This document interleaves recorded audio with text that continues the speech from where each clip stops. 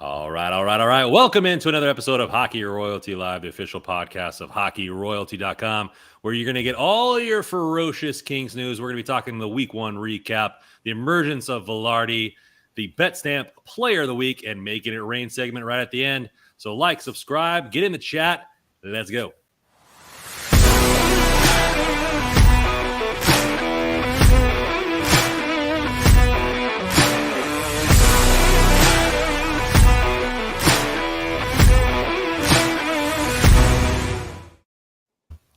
All right. So before we get talking here, I got my esteemed co-hosts here, Russell and Joe Paterino. Start with Russ, man. Take a week off, part-timer over here, but coming back strong. How you been, man? Doing good. Still kind of recovering from Dodger playoff woes, but I'm hanging in there. Kings are making me feel a little bit better, so that helps. And Joe, how you been doing, man? Was better about 15 minutes ago when the Yankees game was still 1-1. So ask me again in 10 minutes, I guess. Yeah, Joe's still enjoying those MLB playoffs with his Yankee fandom. Yeah. So yeah, I've been doing good. Just came back from Atlanta, went and saw my Niners play and get trounced by the Falcons. So that wasn't great, but the stadium was fantastic. And who thought you could still get beer for $6 at a stadium? Like the cheapest. Really? The cheapest, like the food, beer, whatever that I've ever seen at any stadium ever. That stadium's pretty new, right? It's like 2-3 years old. So. And it was cool. They had the roof closed, and then when I got there, and then within 10 minutes the roof opens up, kind of like almost like a flower. Like it's pretty sweet. But yeah, cool. I got there and I was like, okay, can I get a craft beer, local craft beer, IPA, and a water because my friend doesn't drink? And they were like $11.50. I was like, what? For just one or for both? I was like, holy crap. I think you're getting one Dodger dog with that out here. Yeah, so it was pretty nuts. But I had a good time. Came back in and just got no sleep yesterday. Got a power nap and watched a little bit of the game. And here we are. So let's get things started here at the bottom, or starting with injuries. Came fast and furious. We've been pretty reluctant. I mean, obviously Arvidsson missed one game with an illness, so we don't really count that. But the two players out right now. The big one, Iafallo, going on IR, so he'll miss at least 3 games with I believe it's a lower body injury. And then Edler takes a puck to the dome, right? And he's day-to-day, right? So those are the two big injuries. What did you guys see from, obviously we saw the replay for Edler, so hopefully he gets back soon. But what did you guys see on the Iafallo injury? What do you guys? The Iafallo injury was kind of strange. I don't think we got an actual footage of it. The TV camera kind of cut away just as he was making the hit, but looked like he was just skating into the corner, just trying to finish a check. And the next time we see him, he's kind of gingerly just not being able to put any weight on his left leg and just coasting off toward the bench and straight down the hallway. So it's been determined it's a week-to-week injury from what I hear. So the 7 days I think he had from IR would put him till next Tuesday. Next Tuesday's game, I think it would be allowed a little bit longer than that. So it's a tough loss for a line that looked really good for the first couple games of the season. Yeah, the line's been really good, and Iafallo, like I think I made the point I said it on Twitter, and actually somebody corrected me saying, no, I think we recognize, like it seemed like he was kind of under the radar with someone else going well with like a guy like Vilardi, for example, and Clark's debut and all that Iafallo's a good start. Has kind of flown a little bit under the radar, but it's tough to see him hurt. He dealt with injuries a lot last year, so you hope he gets healthy. And I'm imagining Edler's not going to be a long-term thing. I don't know if he'll be drawn back in tomorrow, but I guess we'll see in Pittsburgh. Yeah, the only other big injury that I've seen, normally we do around the Pacific, but Gabriel Landeskog out 12 weeks. Mm-hmm. So that's a big loss for Colorado. He'll be back in time for playoffs because they'll be there, but big loss early on. We'll see if they can hold him off. Captain, one of their top scorers, so we'll see. He's out 12 weeks minimum, so we'll see how that works out. Got a lot of regulars in the chat. Carter Scores coming in here. Good to see the trio back. He's been going crazy with the tweets over the last week. A little maniac. Hope you're still breathing, man, because got a lot of stuff going on there. Mike from Earth, what's up, gents? Thank you for coming in. And you got Richard. Go Kings, go. Hope AI is back sooner or later. We agree there. So let's get into it, guys. Week 1 recap. Last week we talked about Vegas. We'll kind of just excuse the homestand because Seattle was pretty garbage. But I was talking about it with my brother on the way to the airport, and I was like, we have to at least get 7 points on this road trip. When they come back, be at least 500 to make me feel good about things. And it's been a rocky ride, but a fun one with a lot of late wins, a lot of back and forth. So let's just get into it here. Kind of just an overall theme. I'll do some of the scores in case people didn't really have a chance to look at it. So 7-6 against the Wild, 5-4 against the Red Wings, 4-3 against Nashville. So 3, they look close games. They were close games, but just, overtime, shootout, just a lot of drama, a lot of back and forth. What did you guys see from week 1? I'm going to start with Russell here. Like, what were some of the identifying factors in these 3 games? Each one's been crazy at one after another. It's been a wild ride. It's hard to really identify what's good about the Kings right now. They're just kind of a scrappy team that has a couple players playing really well. And now that we're seeing the last few games, we're seeing lines, the second line start to contribute in Detroit. With Deneau and Moore potting 2 goals, and then the first line and the third line have just been humming along. So, but each game's just been weird. I mean, the Minnesota Wild game, obviously 7-6.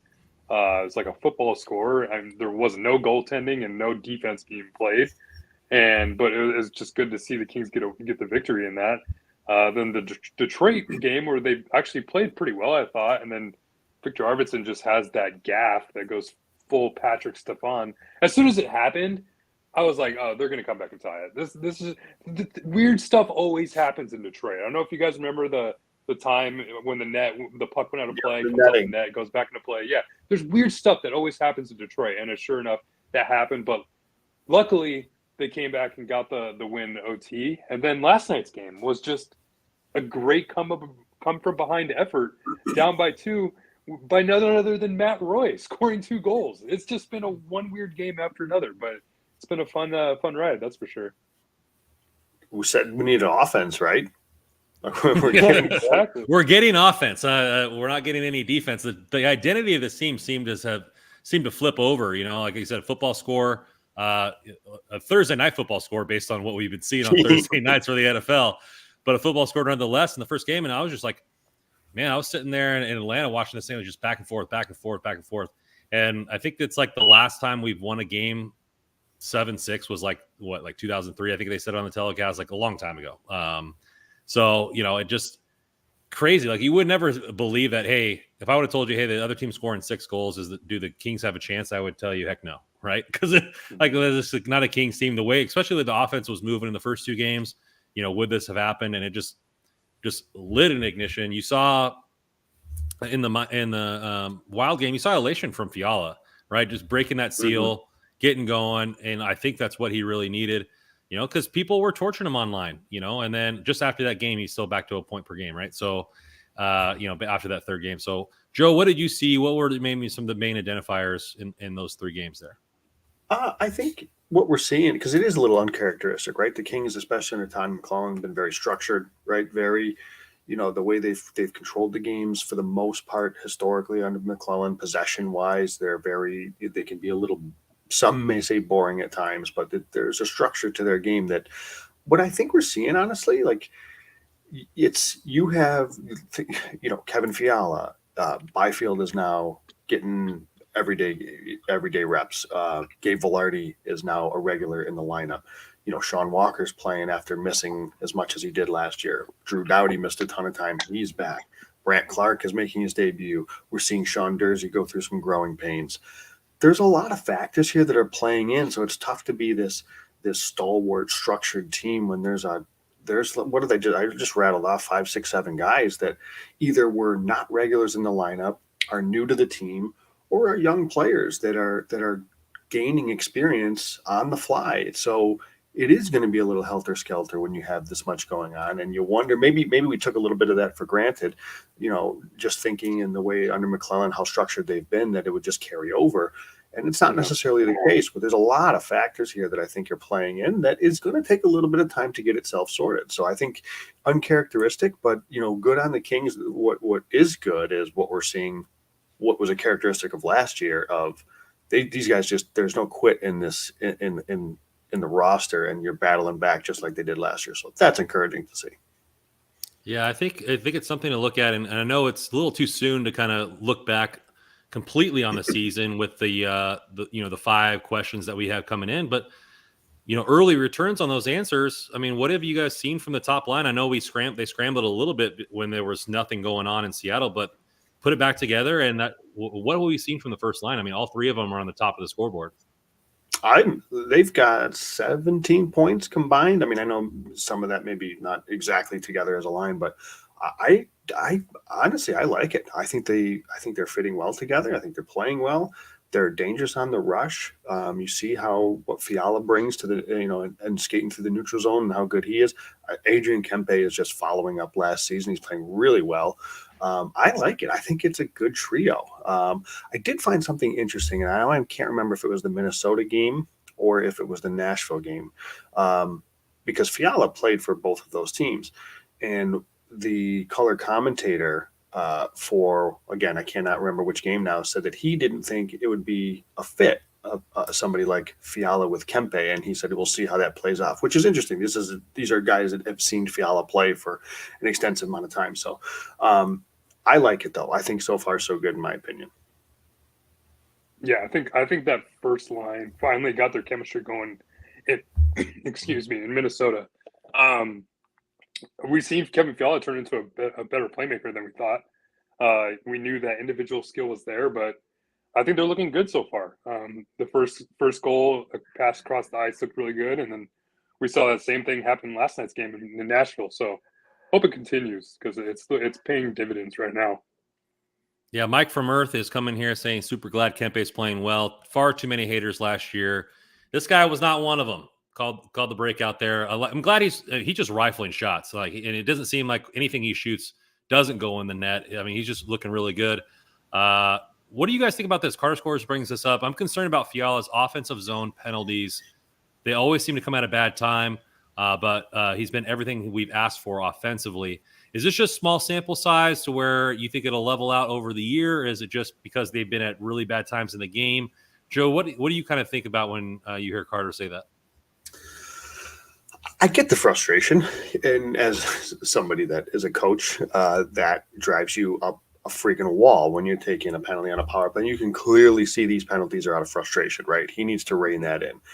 That said, part of what makes a player like Kevin Fiala is that edge to his game.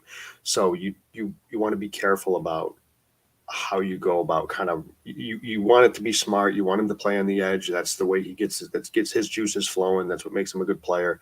But yeah, you have to be smart when you're doing these things. There was a situation in one of the games where he had a really nice zone entry on the power play, but inadvertently lost the puck, took a bad penalty. The game now, again, they're all jumbling together. He took a bad penalty behind the play, a roughing penalty, just totally unnecessary. The puck was nowhere around. I mean, so it can't happen. I'm sure he knows that, and that Todd McClellan has had a conversation with him. But I don't think right now anything is actionable, because I think it's still early, and over the course of a season, maybe this stuff happens a few times a year. Maybe they're just happening right now. You hope he reins it in and just kind of settles it, though. Yeah, you're looking at a couple of interviews that he about him when we acquired him. Both of the interviews that I heard, that's part of his game. Like he's a very emotional player. When he's on the ice, he wants to shoot, he wants to score, he wants to be the person driving the play at all times. And sometimes it doesn't go right, and he shows his emotions on his sleeve, as people say, and that can lead to dumb penalties. And it's just you got to take the good with the bad, and he's going to rein it in as much as he can. But if you tell a player not to be himself, then you're not going to get the good as well. It's fine. So yeah, so it's going to be a little bit something there. I mean, I'm sure it's just people are a little bit frustrated with how the first 2 games went. Some of those penalties were in those games. So, the losses, really heighten those types of things. Wins cure everything, right? As they say. So we'll see if it evens out and goes forward. One of the other questions was elevation of play by younger players. And we've certainly seen that from the Vibe line, as people are calling it. That line has just been spectacular. And I really love the fit. We're seeing a pure scorer right now and Vilardi, even though I wouldn't say he's a sniper. He's just facilitating offense. Byfield and I follow. Really good play, leading the team in Corsi and everything like this. Russell, what is making that line so good? What is that? How are they vibing, as they say? I think each player is bringing its own special, I guess, skill to the line, really. And that's why it sucks so much that Alex Iafallo goes down at this time, because, he brings that forechecking kind of go ahead and dig those loose pucks and get him to Quentin Byfield. And Byfield and Vilardi have kind of just been able to feed off each other, with Byfield playing the facilitator with Vilardi.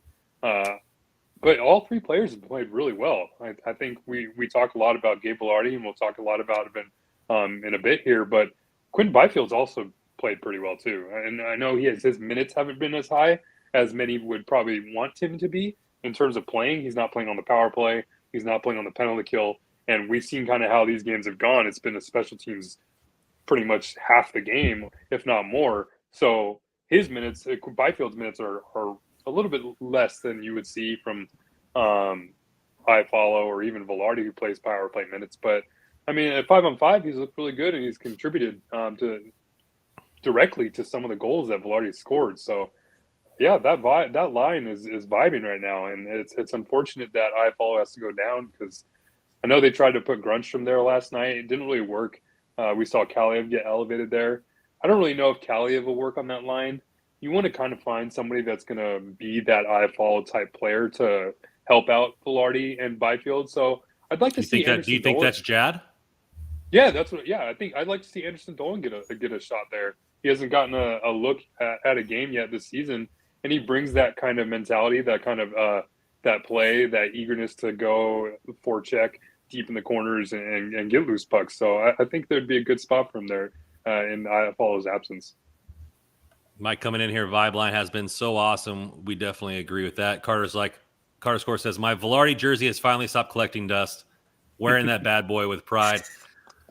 Joe, the Vibe line obviously has those pieces. Russell says he wants to see Jad elevated and find that Iafallo type piece. Do you agree with him in that? Do you think he's probably the best fit for that, or has Grunstrom's playoff experience still kind of given him that leash to try to fit within that line? So I wouldn't be surprised for it to be Grunstrom again because of that, because they didn't have a lot of time together to really see if it worked. I don't even think they even played 5 minutes together, 5-on-5, because it was a penalty-filled game. So I still think it'll be a work in progress. That said, I think it was noteworthy. Obviously, the Kings were trailing, right, going into the third. So they were trying to, McLellan's trying to spark something. So he puts Kaliev up there. And while it wasn't a 5-on-5 goal, Byfield and Kaliev, I believe Kaliev was one of the ones on the ice that clicked on one of Roy's goals at the 4-on-4, which was a really heads-up play decision, I should say, by McLellan. It's an icing call by Nashville. He recognizes there's tired guys on the ice. He's got a fresh Byfield who has played great at 5-on-5. He puts him out there at the 4-on-4 situation. He's instrumental in setting up that play, puts out some skilled players, and the puck goes in the net. So I've really liked what Byfield's done. I totally agree with Jad, by the way. I'm a big fan of his. I think we've talked about how he's a guy that can play up and down a lineup. I don't know, though, if he'll get the nod, because I don't know, unless they decide to, because Brendan Lemieux, I guess you could say he's playing his role, but he's mixing it up, and I don't know if they're going to take that out of the lineup. So and I don't think they're going to take Grunstrom out at this point. So I kind of think it's going to be Grunstrom, but I go back and forth between Grunstrom and Kaliev.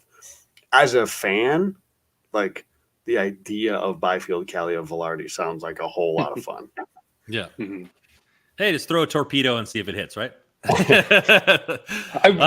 This is where I wish Alex Turcotte was healthy, because that would be such a perfect spot for him. to play Agreed. with Byfield and Vilardi. I mean, we're talking about Anderson Dolan and Iafallo. That's what Turcotte is. He's a two-way player that plays that 200-foot game. I mean, that would have been such a good spot for him. But it's good to see that he's skating with the team. Yeah, I know we didn't. We're hit him skating in with the injury rain. section, Sorry. but I don't know. We didn't hit him in the injury section, but he's been cleared to practice with the team. So hopefully we see him too soon when it comes down there. So yeah, I agree with Jad. I think that's where it should be. I wouldn't mind Grunstrom and Lemieux switching in the bottom. I've been impressed with Lemieux, but not really that much to enough to not take him out or rotate or give Jad a look. And you also don't want players getting too much cobwebs, right? I mean, what is really Jad going to do there in the third line? You play him one game. If it works, great. If not, it doesn't. You can always go back to Grunstrom. But, players collecting too much dust on the bench doesn't really afford you a chance to see if maybe something else sparks up. Because what if this injury for AI is going to be 2 weeks, 3 weeks? I mean, you're talking about, 6 games, 7 games. If you can get a line to spark, you need that line to spark. If Jad does it, then he can play, right? He can play for that time until Iafallo comes back. I'll say one thing in a shout for Kaliev here, because like Quentin Byfield has been a force behind the net, creating turnovers, winning puck battles. Like, I think there's a good enough. I think there could be some pretty good chemistry there, even with Kaliev. And again, remember, Kaliev sort of played that role-ish in the fourth line role last year. I think he's done it. We saw Vilardi's been way more involved physically. He's way more engaged. So I actually think that as much skill as there is on the line, I think there is a little bit of that sandpaper, I guess, if you could say, that these guys are 3 hungry players willing to get involved. So I do think it could work with Kaliev. I don't think this would be a situation where you have 3, all skill guys and no one's willing to go and get dirty. These guys are willing to get dirty. So I think it could. I think it would be good offensively. I'd just be worried with Kaliev there on the defensive side. Because with Iafallo, he's the anchor on defense on that line. So Anderson Dolan, I guess, has got a little bit more of defensive antics in him. Kaliev, maybe not so much. There's still a little bit more developing there defensively. Although he's looked pretty good analytically in terms of shot suppression, but that's also playing alongside like Lizotte and Lemieux. So that trio's look pretty good. I don't see a reason why you should break them up. I mean, Lemieux had that one play setting up Matt Royce skating up ice pretty well last night. So. Yep. And he also brings a little bit of Lemieux-ness to the game, I guess. So there's that. But it's just a tough loss to lose Iafallo because he was playing his best hockey that we saw. That same Iafallo that we saw a little bit last year, right before whatever happened to him. I don't know if his shoulder or whatever, and then he kind of fell apart toward the end. But it's good. It was good to see him playing really well, and then it sucks to see that he's injured again. Let's get into a question here from Richard, which is another thing we should talk about. Are you guys happier with Cal's play last game? I can see him getting better as the season progresses. Goalies were the biggest thing. I mean, obviously Cal had a bad preseason, would be saying it lightly, putting it lightly. Everybody's calling for him to be waived and bringing up Phoenix Copley and all this kind of stuff. Did not have a great game his first start. This game allows a goal early, and then everybody's like, hey, this is another one. But it seemed to settle down. You guys watched more of this game. I was at a birthday party, so I didn't get to see it in depth. What were you guys' opinion of Cal, when it comes to the Nashville game? Well, he's only really had for the first 5 periods of the season, he hasn't looked that good.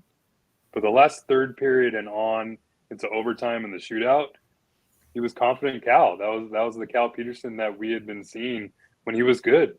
And you've talked about this on end, Joe, that goalies are just it's so hard to evaluate goalies. It's such a mental thing with them. And the best part about that win was that celebration afterwards. Him fist pumping, and that was the best part because you saw confidence in him. And you saw mentally he was like, yeah, this is like me turning things around, and that win just meant so much to him. So you have to feel good for that win, but you just hope that this continues because if we just kind of forget the first 5 periods that he's played, the Minnesota Wild game, he wasn't good. and then he lets in the first goal in the last game. You could say if it was a good goal or not. The third goal exactly, it was a bad goal, and then the third goal was kind of a bad goal as well. So, so yeah, it's just it's easy to say, yeah, this is something he's going to be able to turn around. He just won, but yeah, you still have to remember, like he hasn't really shown the consistency, but it's a good way to end, and you hope that this just turns the switch in terms of his confidence going forward. I got a couple of comments on that. One, first goal is bad, third goal is bad. And right before the third goal, though, he made a huge save. I want to say it was on fourth third. Brilliant save. Brilliant and save. I was like, maybe this is what settles him in. And then immediately after, it's weak. And it's just like deflating. It's like, come on, this is the inconsistency we're talking about. And then, as you say, Russ, he had a good third, a really good overtime, and an excellent shootout. So to answer Richard's question, I'm not happy with either goalie. I'm not going to just – Quick's not been good either. He had a great first game, right, against Vegas. Get him, Joe. And I'm not meaning to be here to come at Jonathan Quick. It's just I think it's a little heavy on Cal right now. But both goaltenders are in the negative, in the bottom half of the league in goals saved above expected. Peterson is worse, but Quick is not – it's not like as if Quick has been good. So maybe this is a hot take. But because of that, because Quicken isn't exactly like lighting the world on fire, you have the great third, the great overtime, the great shootout. He's won both his games. I'm going to go with Cal in Pittsburgh. Is that crazy? Yeah. No, I don't think so at all. McClellan talked about it after the game. He said, for all the talk that's been, he's won both games. And you can tell that the statement in the interview on the bench that McClellan did in the first period, he's like, well, it's not the start you want when you give up the first shot. It seemed like a little bit of a shot, a minor dig at Cal, because it was a weak goal. It can't go in. Yeah. That's a clean shot, beats him clean, doesn't hit a pipe, got to be stopped. So you could sense a little frustration that we're down early, and we really shouldn't be. The Kings had a really good start to that game overall. But at the end of it, McClellan says he made big saves when he needed to, and he got a big win, and you hope that gets him going. And if I'm a coach that's saying that about getting him going after a big win, I'm running him right back out there, right? If you want to get him going and you hope that gets him going, it's not as if the other guy's playing that great. I'm going back to Cal and then see what you got. Yeah, you don't want him sitting in the press box just watching just after he played his best game and how long. I mean, yeah, like I'm right with you. You have to get him back out there. His confidence is at the highest level it's been in quite some time.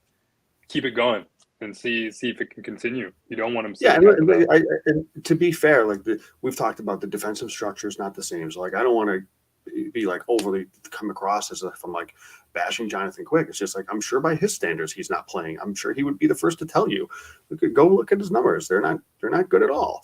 But it's only a couple of games, and I'm not worried about Jonathan Quick by any means. It's just right now, if you've got two guys trying to find their game, the one guy is coming off an emotional big win, making some big saves and doing so, I'm running him back out. Carter agrees with you there, Joe. Excellent take. Oh, man. So obviously goalie is only one part of defense. We haven't played much defense. Is it just something that, right guy playing on the left, line pairing shifts, or is it just we look bad? What do you guys think? I think it's the Kings not playing their system. I mean, when the Kings were humming last year, you saw that neutral zone system in place almost every time that the opponent got the puck. You saw the forechecker just kind of huddled above the blue line. You saw that line of three players along the red line, and you saw the defenseman in the back. You saw that every time, just suppressing entry into the zone. And this year, we haven't really seen that. It's just been kind of a open door into the Kings' defensive zone, and then shots are going in from poor goaltending. So, I mean, I'm not really too worried about that. I think that eventually will come into play with when the team gets home. You get some more practices in. That was something also McClellan had mentioned before this road trip, that they're not going to be able to get as many practices that he wanted. So once the team gets back home, I think that'll settle things down. But then also I think there's still some holes on the defense that probably need to be filled soon. I don't know if you can have 5 right shot defensemen playing in a game too long and expect success. I mean, that'll be something. Hopefully, the Alex Edler injury isn't long term, but it is interesting that Iafallo gets sent on IR and they bring up another defenseman. So, I mean, maybe they're being a little bit more cautious with Edler because he's not on IR right now. Mm-hmm. But maybe they're being a little bit cautious. But with Moviari there, I don't know. Maybe they're trying to see if Moviari brings a little bit more defensive efforts to the game than maybe Sean Walker or Brant Clark playing the left side. So we'll see what happens there.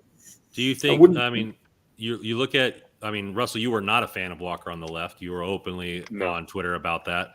Did he change your mind this last game, or would you want to see Tuna check in for the rest of the rest of the road trip? I thought Walker. I don't know. That third goal, he did kind of get beat by Janot, the front of the net. He kind of got bullied there a little bit. I don't know. Sean Walker, it's tough because he's coming back from such a severe injury, and you can see the rust in his game a little bit. I like Moviari. We've talked about Moviari on end, and he's a great, solid defenseman. I mean, he's only played, I think, 19 games, so it's kind of hard to be 100% in on him. But I'd like to see him get another shot at that spot just for the time being, while Edler's out. I could definitely see as somebody you're going into Pittsburgh, then you're going into Washington, a team that struggled with its defensive play, bringing in a guy like Moviari to be, as you mentioned, Rush, kind of that steady Eddie, perhaps type of presence.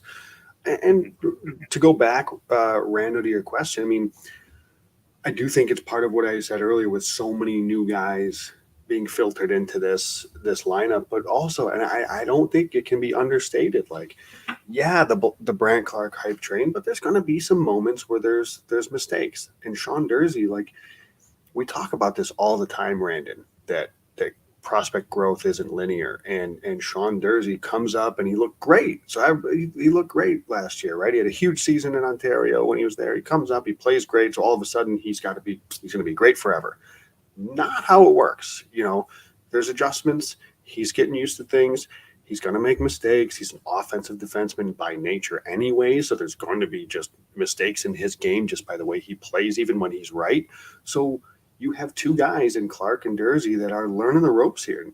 As you know, Durzi a little less so perhaps because he's got some experience, but not a season's worth. Like, he's still getting used to his game on the defensive side of things. So I think that's a big thing too, is you've got a couple of guys outstanding and exciting offensively that are working through some things. I don't think they've been like bad. I know people would probably disagree with me on Durzi, but like my expectations are different. I'm not expecting a defensive stalwart out of Sean Durzi, so I'm not like losing sleep over the fact when he makes mistakes like others are, but it's going to happen. So I think that's playing into this too, right? Where, you know, you had a little bit more stability perhaps in the past. Remember, before last year, it was like Toby Bjornfoot, who just doesn't have that riverboat gambler in his game like Durzi might, and Oli Mata that were in the lineup that was like, he's a, you know, veteran defenseman. So it was much more of a stable group. And now you've got Durzi and you've got a 19-year-old in Clark. Of course, it's going to be rough at times. This is the nature of it. That's, you know, they're trying to grow and yet win games at the same time. It's, you know, it'll be tricky sometimes. And another thing that we're seeing that we didn't see really at all last year, I mean, especially toward the end, is the Dano line is getting heavily outshot. They're being hemmed in their own zone. We're not seeing those type of Corsi Kings that we saw out of Arvidsson, Moore, and Dano last year. They're having a rough kind of stretch of start to the season. They've contributed in the goals that I talked about in Detroit, which was good, but we need to see that line maybe kind of turn it up again. And then in Arvidsson, he's having a rough stretch, obviously, with the empty net gap the other day. But he's coming back from back surgery. He only had one preseason game, so a little bit more for a little bit more rust, I guess he's got to get out of his game. But you kind of hope to get that line back to where it was last year. I mean, not back to a point because they were humming, but to an extent where they're playing top 6 minutes and they got to produce a little bit. Oh, they need to hum. They need to hum. And we talked about that, right? We talked about how would that line come back and just be, again, like Dursey, just because he was great doesn't mean that he's automatically due to be great just because he was last year. There may be an adjustment. Teams make adjustments, all that stuff. And yeah, as you said, Russ, that line's 45%. Corsi right now, I do think they were better. At least last game, and nope, I am wrong. They were not better against Nashville. Sorry about that. They were even worse. So forget I mentioned that. I want to throw another 40% question. expected goals on that line. Yeah, it's not been pretty for them. So hopefully they can turn it around. Well, I don't want to go back to the Clark question because I think there's something good here. Is it something that where they just need more time? Like you give how many games do you give them playing this bad? When you say them, Clark, Dursey, or what do you? No, the mad line or the nice line or whatever we're calling. Oh, sorry.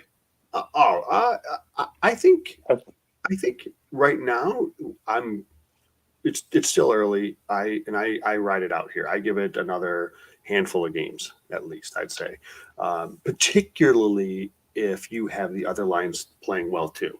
If you have struggle somewhere else, like there's square peg round holes on one of the other lines, and you got two lines that are faltering, okay, maybe we got to switch some things up.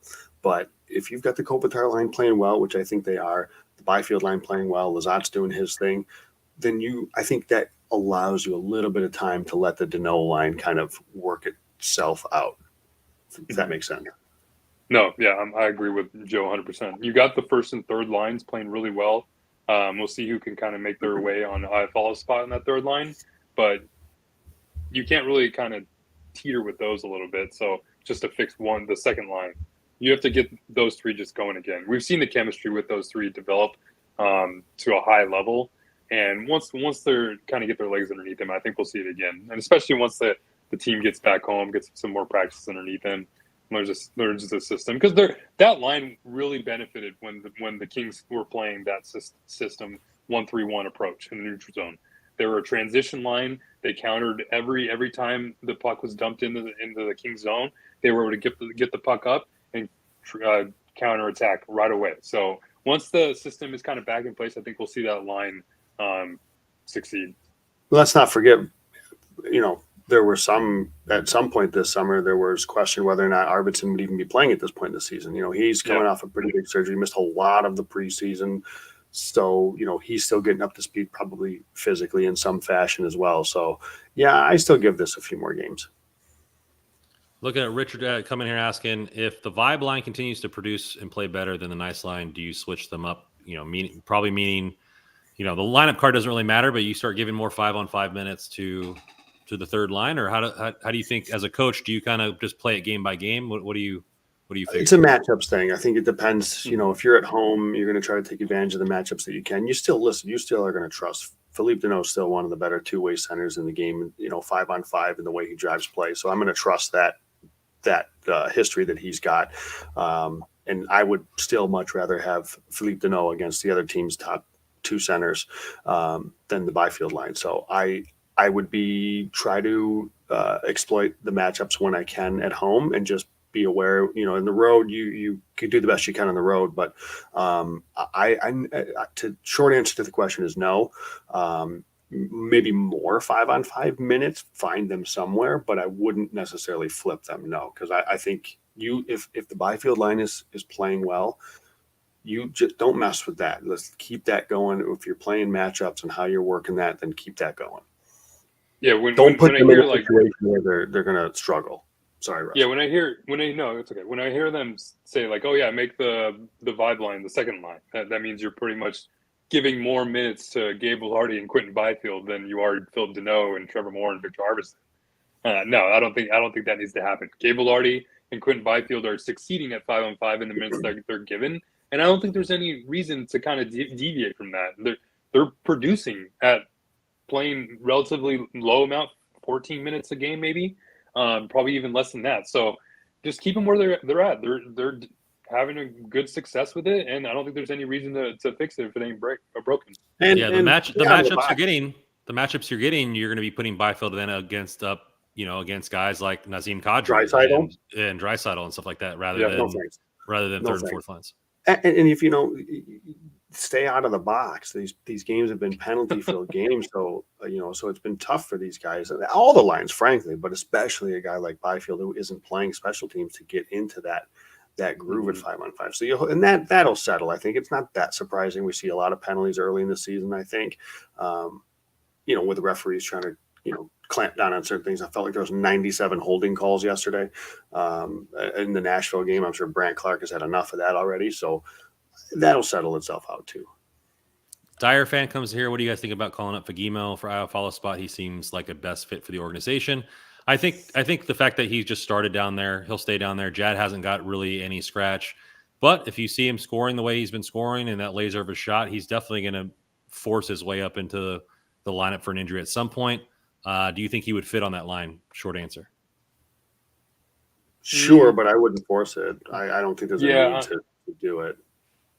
I mean, Fagimo's looking great in Ontario, and I think he's going to be a great NHL player, but let's just let him keep developing where he's at right now. Like you said, Anderson Dolan is there and waiting. I'd probably even give Anderson a shot before calling up Fagimo and trying to force him into a I'm not going that far. I'm not going that far. Last thing was a big thing that you brought up there, but I want to get to my Clark question before. We're talking about defensive. Of course you do. Of course you do. So the conductor for the hype train has got to get his question in. Here we go. So, McClellan said he wasn't the sixth best defenseman or the fifth or the fourth, that quote, meaning that he's been playing well. A lot of the analysis, he's usually one of the top two defensemen every single game that he's playing. And is it something along the lines of where, sometimes I see him and he's like floating around. He seems a little lost on the ice, but he's not getting beat. He's not being exploited there at that point. Would you say that that's kind of a fair assessment where he's just not getting exploited for his defensive play, or do you think he's playing better than what we thought defensively on that side of the puck? It's weird. Yeah. I don't think he's having bad games really in any stretch. When I look at his numbers, his advanced stats after games, they're remarkable. They're great.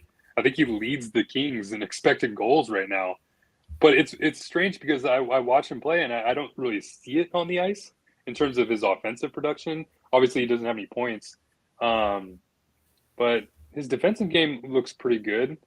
As far as in the offensive zone, I think he's just maybe even doing too much. He's trying to do too much. He's finding open areas of the ice, and he's not shooting. I'd like to see him throw the puck on net more and try to create a little bit more opportunities that way, and cause some rebounds and see if you can get an assist off a goalie's pad or two.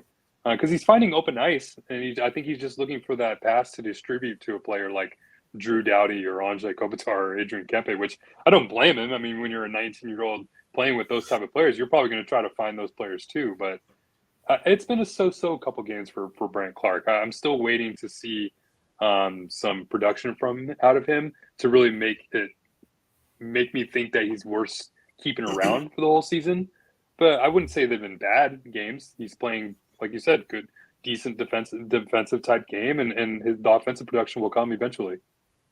Yeah, I've honestly really not had much of an issue with his game. I think that there's a couple things probably at play. I don't want to pretend to know what's going on in his head. He's a confident kid, it seems, the way he comes across anyways. But remember, like, he's just starting in the NHL, and he's got this lingering 9 games over his head of he's probably putting some internal pressure on himself.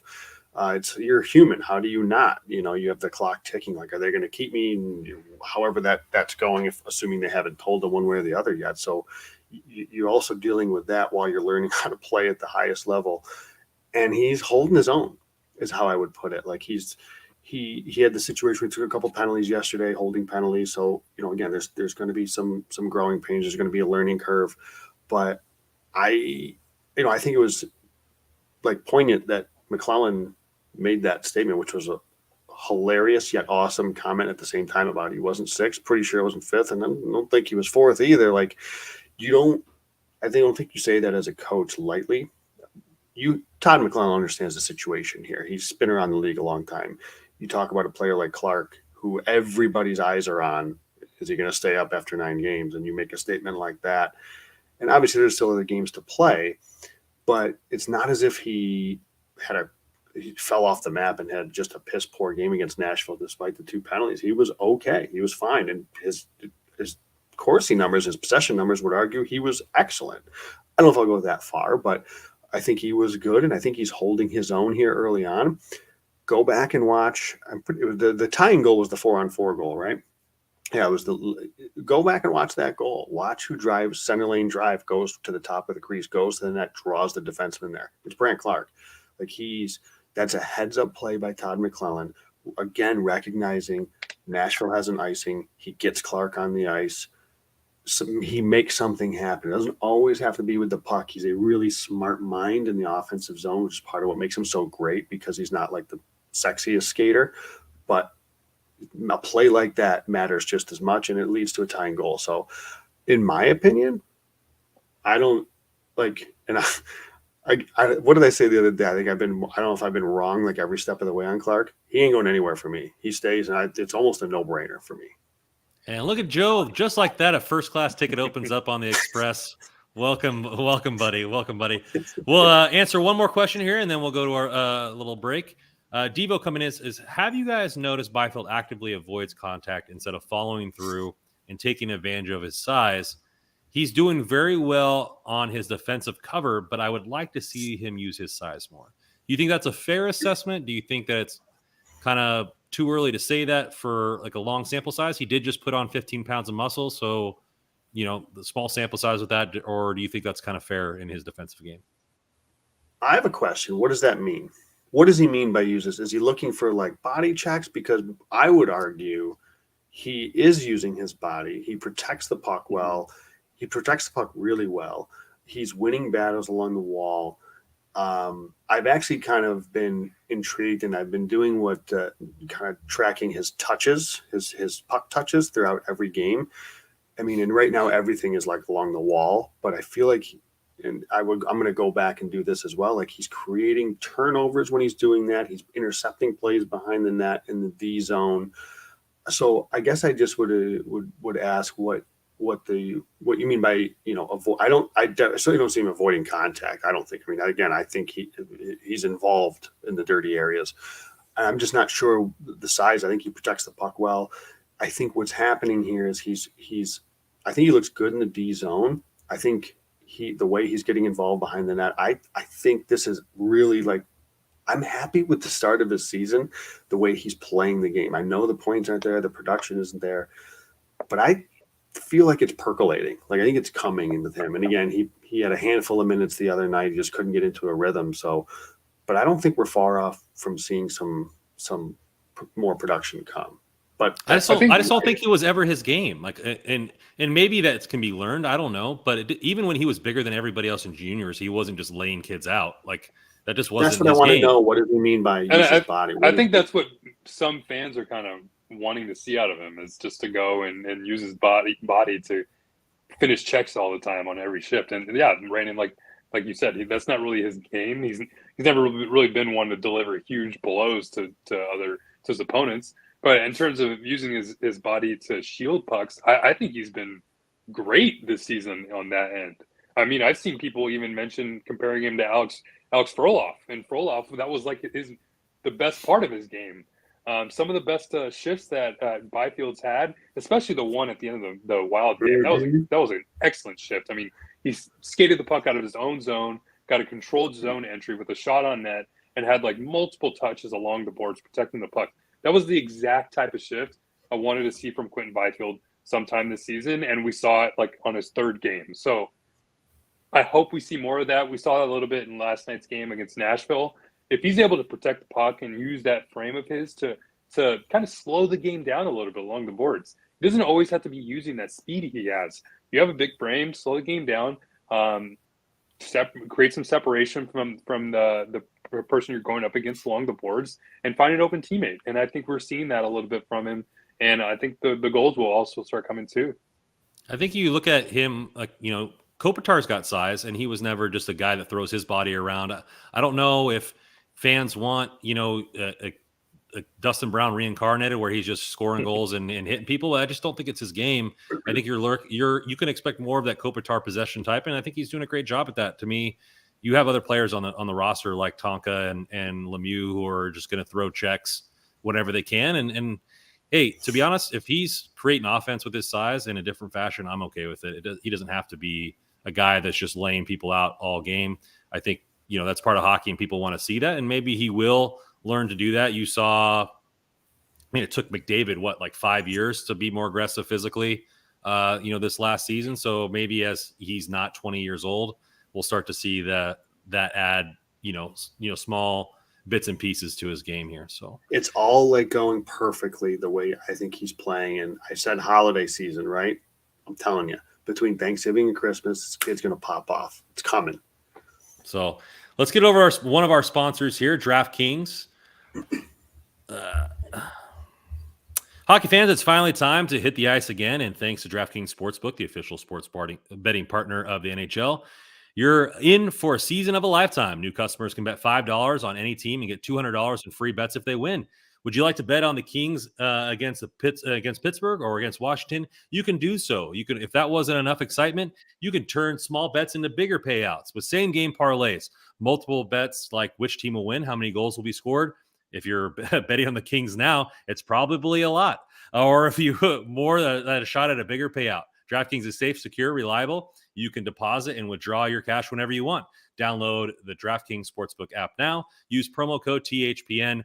Bet $5 on any NHL team to win their game and get $200 in free bets if they do. That's code THPN. DraftKings Sportsbook, the official sports betting partner of the NHL. Minimum age and eligibility restrictions may apply. See show notes for details. All right, well, on to the next topic here. The emergence of Vilardi. Vilardi killing it. And a lot of people were wondering when this would ever come for him. 5 games, 4 goals, 3 assists, 7 points, a +3. Shot percentage is 30.8. Just cranking it. And we wanted to see more shots out of Vilardi. We got it 13 shots in 5 games, so he's not afraid to let that puck loose. Really something I'm happy for this kid because it's well-deserved. A lot of scrutiny going on. And his scrutiny was well-deserved as well, but the season just seemed to be coming on a mission. And he seems to be enjoying hockey. From that first goal that we talked about in Vegas to now, just seems to be really enjoying hockey. I'll kick it off to you, Russ. What have you seen from Vilardi that maybe he's stepped up from previous seasons, or do you think it's just the fact that he's gotten the chance to play? I think we're seeing a player that's gone through all the ups and downs that he's gone through in his early career with his back injury and then being sent to the McClellan doghouse that everyone likes to call it. But I think we're seeing a player that came into training camp knowing his role and his position and kind of sticking to that and playing his best hockey in that position. I mean, last few years he's always been he's been a center, and this transition to wing that happened last year, it was great for him. And now that he's coming into the training camp knowing that he's a winger, and there was a spot in the lineup on the nice line when Arvidsson was gone for him to play in during preseason, he looks great in. And I think that confidence that he got playing on that spot has carried over to the regular season. We saw him have a really good preseason last year when he was playing with, I think it was Kachev and Elias Anderson, and that didn't really carry into the preseason and just kind of fell apart. But now we're seeing a confident Gabe. The skill has always been there, but it just had felt like a mental thing with him. And I'm glad that he's also getting some time on the power play, because the production that he's getting out of that spot, playing with Kopitar and Fiala and Kempe and Doughty, all the good players on the team, the fact that he's in that spot playing with those players, among the top players on the team, I think that's also helping his confidence as well. And the fact that he's producing there too is just been great for the team and great for him as well. You just love the story that's going on right there with Gabe. Joe, I want you to kind of continue on the power play. You've been the biggest, scrutiny of the power play and using those bottom positions. I think Vilardi and where they have him on the power play has been phenomenal. What have you seen specifically there? And then maybe you can go back into his game as a whole. Sure. So I wrote a piece today actually about the power play I watched the power plays against Nashville, and there's a play that sticks out that describes exactly kind of what you were just alluding to, Randon. I think it was in the third period, where it's off a face-off and everybody's getting into their roles. And, Vilardi goes down low, Fiala goes to their circle, Kopitar gets the puck, he moves it up to Doughty. Vilardi, though, is not stationed where I was so upset last year with Phil Deneau. He's not stationed in front of the net with his back to the goalie like this, right? He's off to the side. He's just off to the side. So when it moves to Kopitar, again, he's not stationed in front of the net for a screen or a tip. He's off to the side. So when Kopitar gets it, he moves it down low to Vilardi, and Vilardi now has options. He immediately takes it, spins out in front of the net. Saros makes a really good save, so it doesn't go in. But that is the down low type of stuff I'm talking about, because you go down low, you now open up other options. All of a sudden, all the killers, they're now looking low. Their attention shifts. So Vilardi can either do what he did and go to the net.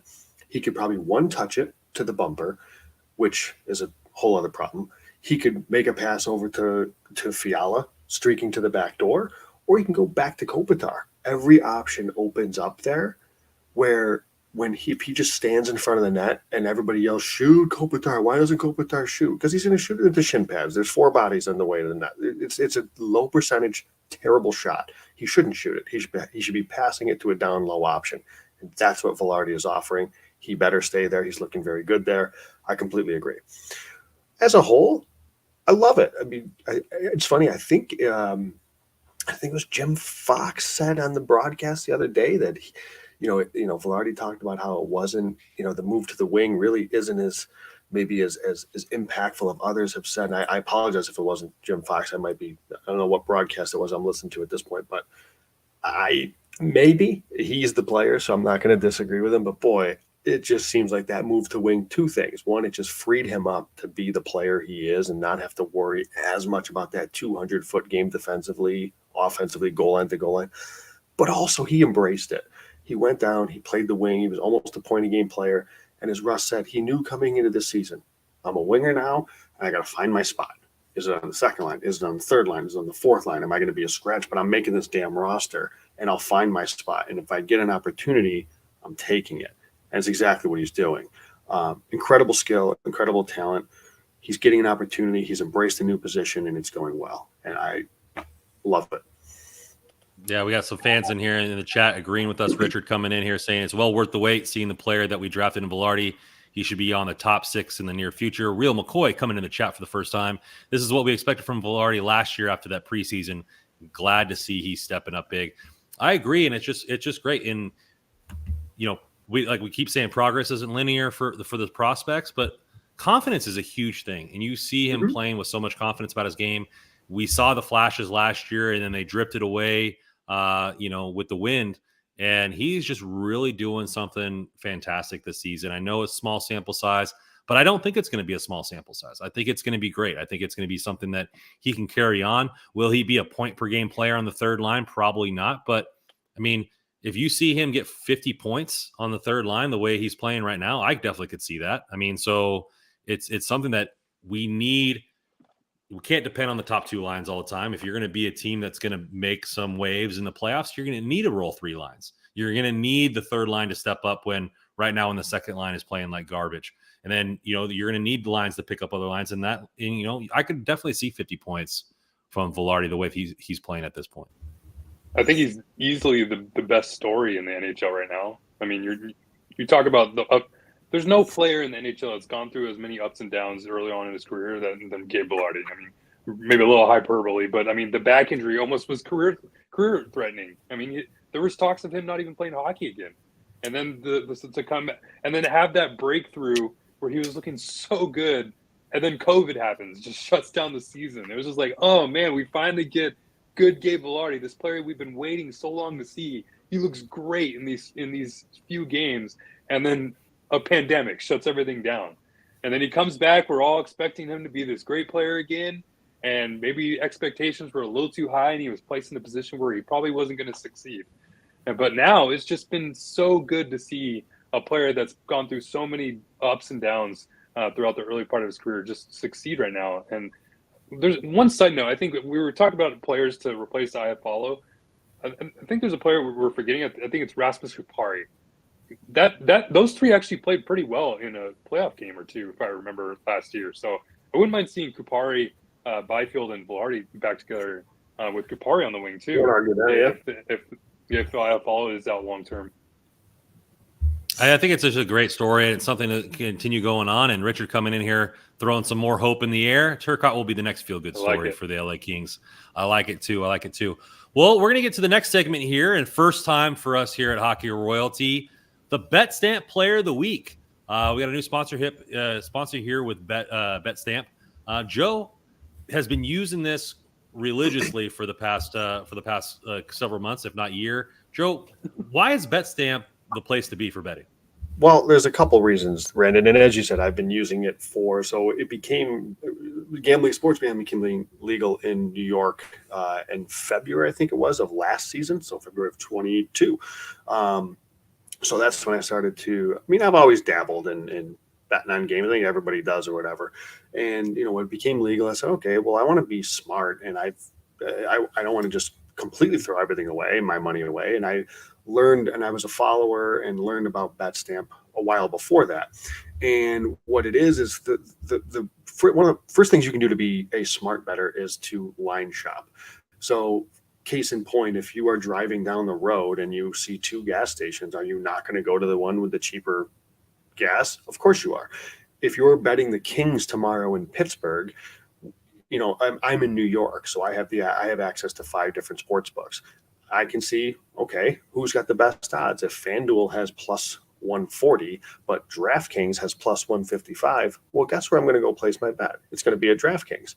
So BetStamp has it all laid out right there for you. You can easily and cleanly see all of them because, trust me, before BetStamp, I tried to go and log into every sports book I had, all 5 of them, and that gets pretty tedious after a while. So that is a huge way to just, even if you are a casual bettor, just do the bare minimum of line shop and try to make yourself a better bettor and a smarter bettor by just getting the best of the number. I think that's one of the more important things. And the other thing it does for you is it tracks your bets. So you automatically can see, what am I doing better at? Am I doing better at overs? Am I doing better at unders? Am I doing better in the NHL? Or am I doing better at baseball? All of it is right there, automatic, right in the app. You can see, and you can follow people. You can follow me. And if you're somebody that, you know what, I'm not a genius, I want to just have somebody else give me picks because I want to have fun and throw a few bucks on a game, but I'm not that smart. I don't know anything about basketball, so I want to place a bet on basketball. You can find people that sell picks, or even whether they sell picks or not, you can go and you can see that their records are right there. They're verified because when you place a bet at DraftKings, for example, that's going to sync and show up on your BetStamp account. So it's all verified. It's all there through and their customer service as well. I've reached out to them with questions. They're great. So it is if you're getting into betting, I know this, gambling is becoming legalized across the country little by little. I know in California, it's not legal yet for you Kings fans, but if and when this becomes legal, I can't recommend BetStamp enough, just from doing the bare minimum of doing some line shopping, and at the very least, making sure you're getting the best of the number, because over the long haul, that'll help you win in the long haul. Yeah. So on top of all that, it's a commission-free marketplace, which means BetStamp, you don't have to sacrifice any royalty or cut to the app. It's completely free. Feel free to use our code Hockey Royalty. It's screaming across the bottom, and get going on BetStamp today. So, player of the week. Who wants to go first on this one? We'll throw it over to Russell here. Who's your player of the week? Oh, I think I'll just go with the obvious one. It's Gabe Vilardi. I mean, he's tied for 3rd in the NHL in points with 7, but he also leads the NHL in even strength points with 6. He's just been an incredible player, a feel-good story. There's not many more things you could say about him. All that you could say is that you just hope it continues. The production's been there. The mental game, he looks great. The celebrations are just a cherry on top. Just to see a smile on his face, you love it. And this is an 11th overall pick from 2017. The offensive production, that potential has always been there. So maybe we're seeing that light start to turn on with him playing on the right side or on the wing. So it's just been an incredible first start to the season with him, and I hope it continues. Joe, where are you at for your player of the week? I'm somebody who's a forward. I coach forwards. I'm a skill guy. I like goals. I like that skill. But I'm going on the back end to a veteran guy who is averaging over 27 minutes a night and just played almost an hour's worth of hockey in a back-to-back road situation. The guy, Drew Doughty, it's incredible what he's doing coming off the injury that he had. And again, the ice time he's averaging, the points he's only got a goal and assist right now through the 5 games, but I think we trust that that's going to come along. He's a horse. He's an absolute horse. He's leading by example. He's dragging the rest of the defensemen and saying, hop on my back, let's go. And he's leading by example. And it is awesome to see. You're wondering how he was going to start the season, and he's just a stalwart out there. And I'm really happy for him, and hopefully that he can stay healthy. And again, I trust the offensive production will come. So I'm going to throw to Drew Doughty, if anything, because he's an absolute workhorse right now at the early part of the season. I'm going with another consistent workhorse, the captain, ONT-CA Kopitar here, 5 games, 6 points, 1 goal, 5 assists. I know he's a -1, but he's out there against all the top line. So, we're giving up a ton of goals. It's going to happen. But what's really impressed me, and where I think his line's getting a lot of opportunities, 61% from the dot. Coming in there, getting those faceoffs, winning those important things, generating offense that way is one of the reasons why he's my player of the week. And I think the points are there. The responsibility within the circle is there. He's taken all the hard faceoffs, down the stretch. And it's something why he's, been our leading point getter for every season but one since he's been here. Strong first week from him. My player of the week is ONT-CA Kopitar. And, I'll say with Kopitar, so that line got eaten alive against Vegas. And despite that, they're sitting at a 51.9 expected goals on the season. I think it alludes to how well they've played really since the Vegas game. So, full marks. Good shout there, Rand. I think Kopitar has become very underappreciated, I feel like, these days. And I'm not quite sure why. I don't really understand it, but I'm a couple of vets getting some love here, Brandon, with Kopitar and Doughty. I like it. So let's swing it over. We can't, Joe and I, just because we're doing this main show now, doesn't mean we're going to forget about the AHL. Let's switch it over to making it rain. First time making it rain on the season. Man, they got off to a smoking hot start, but they've played 3 games. They are 2-1, 4 points, sitting at 3rd behind the Coachella Valley Firebirds in the Barracuda in the division, but leading the division already with 15 goals. Not surprising there. The offense is potent. 8 goals given up. Let's go through some games here. Obviously, start off quick. 8-2 against the Canucks. They lose to Bakersfield 3-2, and then come back with a win against the pesky Henderson Silver Knights 5-3. I think the offense is obviously the leading category here. We thought maybe that would change with the new head coach. Everything kind of switching over, but Fagimo's looking good with Tynan. A team doesn't seem like they've missed a beat. What have you seen from the action that you've watched there, Joe? TJ Tynan just picking up where he left off. 6 assists in 3 games. He's got 7 points. It's just incredible what he's been able to do year in and year out, especially the back-to-back MVPs. Hell of a start for him. Jordan Spence is another one, picking up where he left off. He's got 4 points on the season, all assists. Akil Thomas has chipped in a few points. So again, you kind of expect, I don't think it's too shocking to see the Reign be a team that's going to light the lamp. This is a loaded roster. This might even be more loaded than it was last year. When you've got Kapari down there, Akil Thomas is healthy to start the season. Tyler Madden's coming off a really good game that he just had too. He's looked good. I think the questions for the Reign are on the back end and in goal. Does that sound familiar? Because I think there's some questions there still, right? But all in all, I think this is a team that certainly offensively is capable. Will we see the defensive side of the game? Will we see the blue line? Will we see the goaltending not allow them to make a deep playoff run? I think that'll be the overarching question. And a real quick aside, if you're not following Kyle Garcia, Kiffin McGinnis on the Twitter, and they're doing a lot of Ontario Reign coverage for us here at Hockey Royalty as well. So please make sure you're giving shouts to them and following them as well. But anyways, offensively, they look great. Defensively and goaltending, I think, is going to be a question.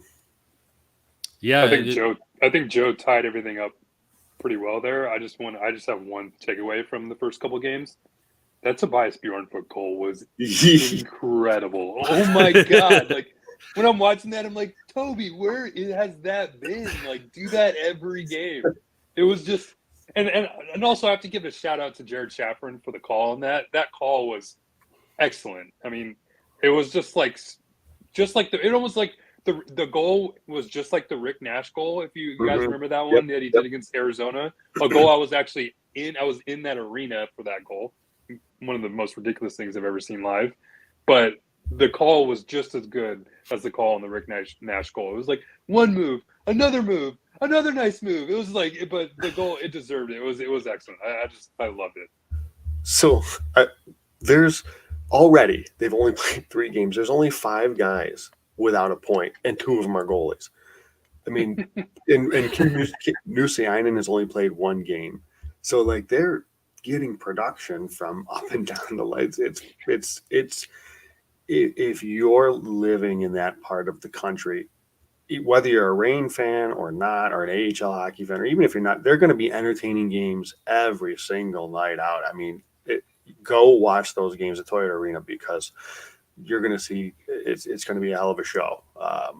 And we just mentioned Alex Turcotte skating with the team again, so he'll be back soon. Yeah, it's been great. Yeah, they're going to be fun. And listen, I do think, and so I do want to go back and watch his shifts, because I haven't like sat down and watched Helge Grans and really honed in on what he's doing, because I'm really, really curious to see how he does. Again, I think he's at least a full season, maybe even like a season and a half to 2 away in the AHL still. So I'm not like pushing any panic buttons, but I really, really am interested in his season to see how he develops. What do you guys take from the fact that Copley started 2 out of the 3 over Villalta? I don't know if there was a reason and I missed it. It's entirely possible that maybe it caught me off guard that Copley started the first 2 games. I didn't see that coming. Again, if somebody knows that there's a reason and I missed it, then I'll get called out, and that's fine. It wouldn't be the first time, but I thought it was interesting. I mean, I think, we really were hoping that Copley, I know Randon, I think you've been a little down on that signing maybe as much as anybody, but it looks like he's going to play, right? He's not going to be a guy that's just kind of there. I mean, we saw Hrenek go down to the Swamp Rabbit, so it looks like he's going to get some time down there. We'll keep an eye on him, see how he does. So we'll see how this all shakes out. But again, it's an opportunity. You have to look at it as an opportunity for Matthew Villalta to really try to have that breakout season. Like, he showed some spurts here and there. The consistency hasn't been there. Can this be a breakout season for Matt Villalta? I think that's a really big question coming into the season. I think Sturm is going to do whatever he can to win a Calder Cup this year. So he's going to play who he thinks is the best player. And if it's Phoenix Copley over Matt Villalta, I mean, yeah, maybe that's not the best for Villalta to be sitting in games and not starting, but Copley is probably the better goaltender right now. And for a person in terms of Marco Sturm, who's had this admiration of becoming an NHL coach, winning a Calder Cup would be a good first step for him. So, I mean, this team's got the talent, like we just talked about, with to win a Calder Cup. And unfortunately, kind of all the injuries in the NHL roster hampered and broke down their roster themselves. If they can stay healthy throughout the year, I don't see any reason why they shouldn't have a long Calder Cup run.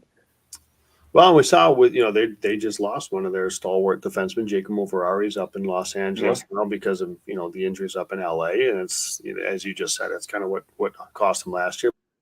And draws in the other day, so he'll get an opportunity here. So there's a lot of guys there. Like, there's guys that are being scratched that you're surprised that are being scratched. Like, Chromiak hasn't played one game. So there's bodies there that there's a lot of talent, and we'll see how it all shakes out. Nate, TKO comes in. Toyota Arena is awesome. Love the Ontario Reign. Keep supporting him, going out there, watching some good hockey. Some underlying numbers before we let you guys go here. Like I said, the Reign power play, no surprise, 33%. PK, right at 77, so a little bit right around where they were last year. I know Joe's not doing dissections of the penalty kill but hopefully they're playing a little bit better, and it's just what it is. I will say, Taking some bad penalties. yeah, on that note, Rando, last game they had a massive 5-on-3 kill. That for almost 2 full minutes they had to kill a 5-on-3, and they did it. So that was big part of the game against Henderson. So we'll keep it going here. They got some games coming up. Kings got some games coming up. Got plenty of hockey to watch if you're a Kings fan. Excited. I'm pretty much a game every day almost, with both teams. So we'll see how it goes there. So, well, thank you guys. Thank you everybody for listening in, joining us here on the live pods. We appreciate all the comments in the chat. So thank you guys for coming in. As always, you can find all of our articles at hockeyroyalty.com. If you guys want merch, you guys see Joe with the Hockey Royalty t-shirt. Go get your merch there for Hockey Royalty. Thank you so much for our sponsors at DraftKings and at BetStamp. Codes are scrolling across the bottom. Appreciate you guys, fans. Man, it's a good time. Hockey's back. Loving it. Watching these games. Thank you guys for coming on. Always a pleasure, you guys joining the chat there. Joe, Russell, man, been a pleasure talking to you guys. Astute knowledge for the Kings there. So really going there, Joe or Russell, get better there on the sickness, man. Keep it going. And as always, go Kings, go. Thanks for listening.